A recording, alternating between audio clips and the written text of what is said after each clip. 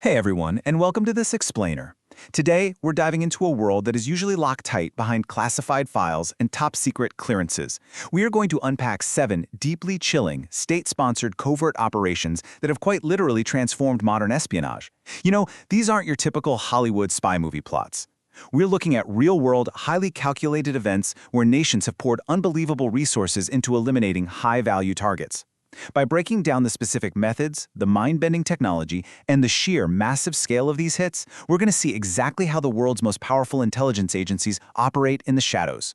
So get ready, because the absolute precision of what we're about to cover is, well, it's pretty mind-blowing. Let's get into it. To really understand modern covert ops, we need to drop right into the action. Picture this. It's the evening of November 29, 2020. A convoy of 5 identical black cars is tearing down a highway with full security protocol through the Absard region just outside Tehran. In the middle car sits Mohsen Fakhrizadeh. Western media often called him Iran's Einstein, basically the chief of their entire nuclear program. Suddenly, out of nowhere, an explosion rips through the convoy, followed instantly by heavy, precise gunfire. But here is the most terrifying detail.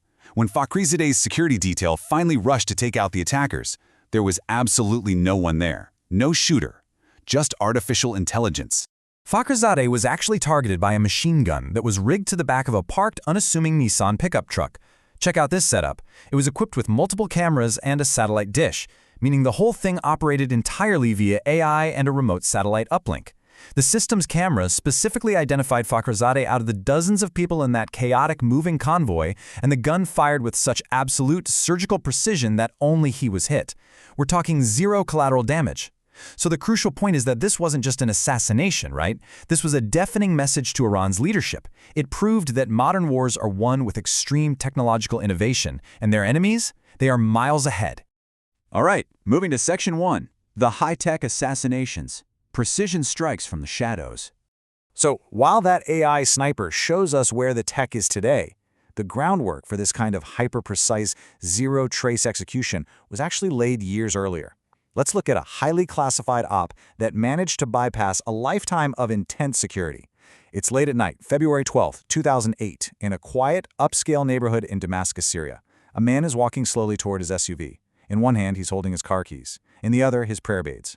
If you were standing there, it would look like a totally ordinary scene. But this man is Imad Mughniya, Hezbollah's most elusive and mysterious commander, and he has been hunted by global intelligence agencies for decades. Mughniya was basically a ghost. He was the alleged mastermind behind the 1983 Beirut bombings, which tragically killed hundreds of American and French troops. He never stayed in one place, constantly swapped out his vehicles, and had survived multiple attempts on his life. But to finally bypass that legendary security, a joint operation, reportedly combining CIA intelligence with execution by Israel's Mossad, did something incredibly clever. They meticulously planted a bomb, not in the engine, but completely hidden inside the spare tire of his SUV.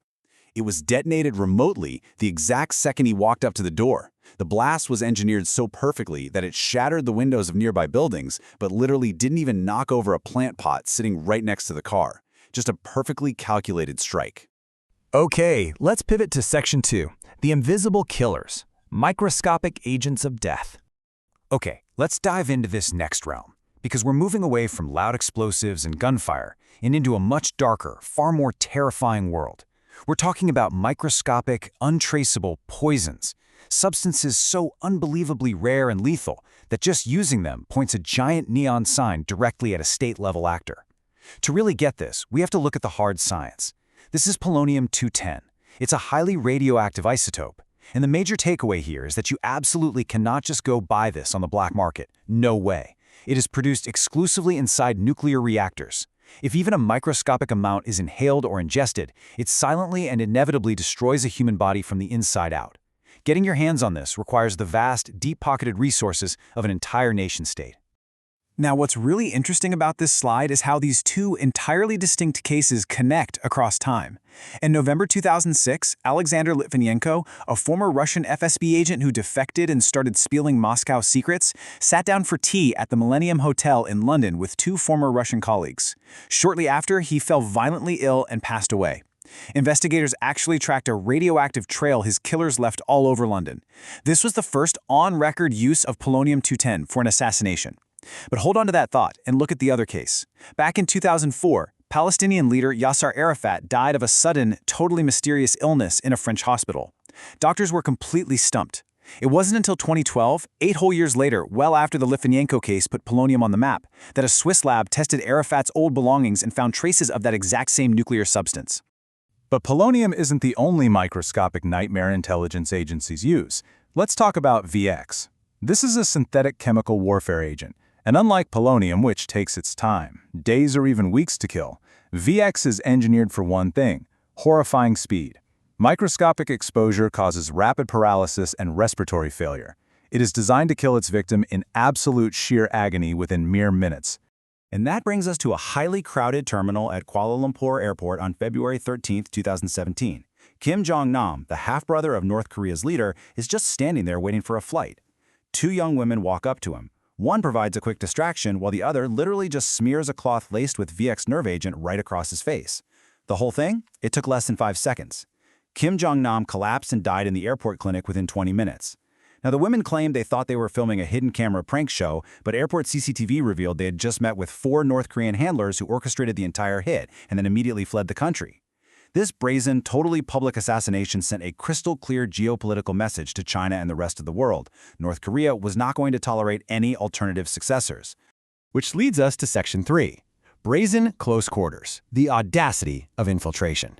While some of these state-sponsored hits rely on invisible, high-tech poisons or remote AI, others rely on pure, unadulterated audacity, deploying huge teams directly into foreign hotels and consulates. I want you to listen to these leaked words. Is the sacrificial animal here? We will have to cut it into pieces. Just let that sink in for a second.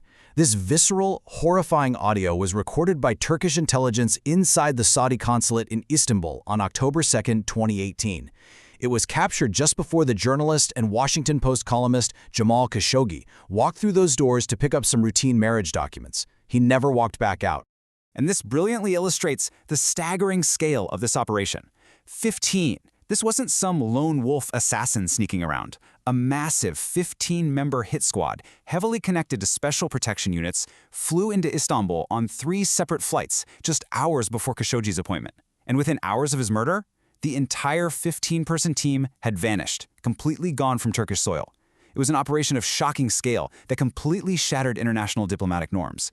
But listen, if we're talking about massive, coordinated teams, we absolutely have to trace this terrifying timeline from Dubai back in January 2010. The target this time was Mahmoud al-Mabua, a founding commander of Hamas's military wing. A sprawling 27-person hit squad descended on Dubai, flying in from over a dozen different locations and checking into various hotels. They were in heavy disguise, some in tennis gear, some wearing fake beards, all playing very specific roles.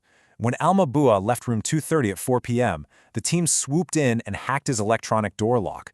When he finally returned at 8:24 p.m., they were waiting in the dark. They ambushed him, injecting him with succinylcholine. That is a paralytic agent that completely stops you from moving or screaming but keeps you fully conscious. They then suffocated him with a pillow, staging the room so perfectly that the hotel staff initially just thought he had a heart attack and died of natural causes. The real story only surfaced because Dubai police spent countless hours painstakingly piecing together a massive web of CCTV footage. They figured out that the squad had used high-quality forged passports from Britain, Ireland, Germany, and Australia. As you can imagine, the diplomatic fallout was massive. The British Foreign Secretary publicly declared the act unacceptable after finding out stolen UK identities were used to pull off this suspected Mossad operation. It really highlights the immense geopolitical friction these covert acts create between allied nations. Let's zoom out to the big picture for Section 4, the global geopolitical message, borderless warnings. When we step back and really look at all 7 of these operations, from the AI machine guns and radioactive tea to 15-man hit squads and hacked hotel locks, we realize something absolutely crucial. These were not just murders. They were meticulously constructed, multi-million-dollar global messages. For Iran, the message was stark: your adversaries possess technology you literally cannot counter. For Russian defectors, it was a warning that betraying the state brings severe, inescapable punishment, no matter what city you try to hide in.